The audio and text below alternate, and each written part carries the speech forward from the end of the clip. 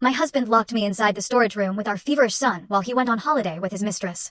In the dead of the night, my father-in-law broke the door down and rushed in. Son, something has happened to your husband.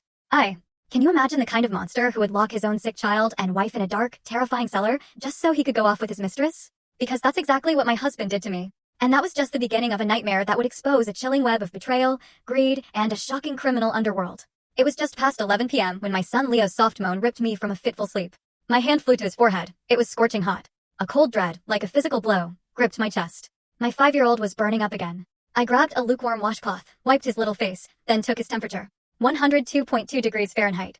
That red number on the digital thermometer pierced my eyes like a dagger. Shaking, I fumbled through the medicine cabinet. Empty.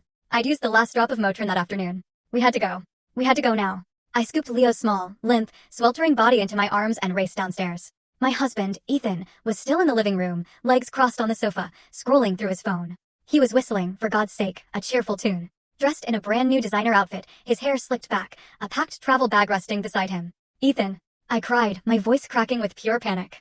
Leo's fever is dangerously high. We have to get him to the emergency room right now. He looked up, a flicker of annoyance crossing his face. That familiar frown he wore whenever I dared to interrupt his leisure. Can't you handle one kid? His voice was cold, flat, utterly devoid of a single shred of concern. He has a fever, so give him some medicine. Why are you freaking out? We're out of medicine. And his fever is so high, Ethan. I'm terrified he'll have a seizure.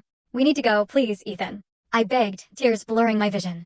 He stood up, irritated, but instead of moving toward us, he reached for his suitcase. Call an Uber. I have an urgent matter to attend to. What could possibly be more urgent than our son? I practically screamed, the words tearing from my throat. Aren't we supposed to go to the Hamptons tomorrow? You promised you would take Leo and me. At the mention of the trip, Ethan's expression hardened. Then, he let out a sneer, a twisted smile that made my stomach churn. The Hamptons? You think you have the right to come? Look at yourself. You spend all day smelling like spit up and old takeout. Your clothes are a disgrace. You just embarrass me. He paused, then dropped the bombshell. This trip is for me and Jessica. Jessica. The name hit me like a physical blow, a sledgehammer to the chest. Her. The beautiful, young mistress he'd been seeing for months. I knew everything, but I'd bitten my tongue, hoping he'd come to his senses for our son's sake. But tonight he had openly admitted it. Openly trampled on 6 years of marriage on our family. What? Full story on the channel. Link below. Click now and watch what happened next.